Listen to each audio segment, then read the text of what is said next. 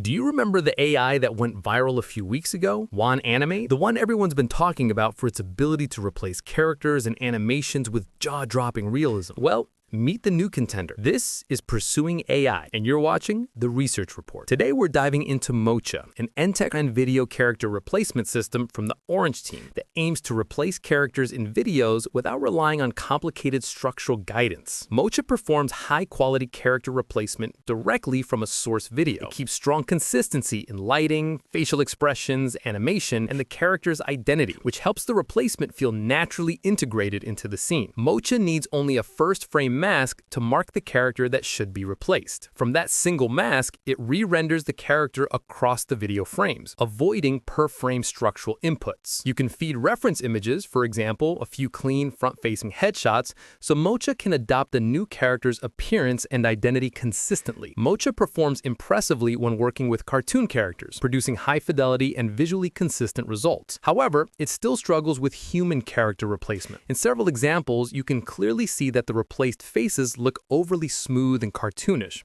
lacking realistic skin texture and depth. For instance, in one clip, Superman's face appears almost animated. It doesn't quite blend naturally with the live-action environment. Similarly, in another example, the boy's face looks stylized and artificial. On the other hand, Wan Animate handles human replacement far better. Its results appear more realistic, detailed, and lifelike, maintaining the original video's texture and lighting. The model preserves the original lighting and color tone, which helps the replaced character blend under complex illumination, shaky lights, backlighting, etc. Preservation. MoCha accurately keeps to source performers' actions and facial expressions, even during fast movements and object interactions, minimizing temporal artifacts. The MoCha project page clarifies this work is intended for academic research and demonstration. The upstream model on Hugging Face lists the repository and shows the released model is about 28.6 gigabytes, licensed under AGPL 3.0. That means you should read and follow the license before using it in commercial projects. Also, MoCha's code and weights are fine-tuned on a WAN.AI text-to-video base. Ensure you have at least 30, 40, 50 gigabytes free disk space and a GPU with ample VRAM for inference. The Hugging Face repo currently lists the model as about 28.6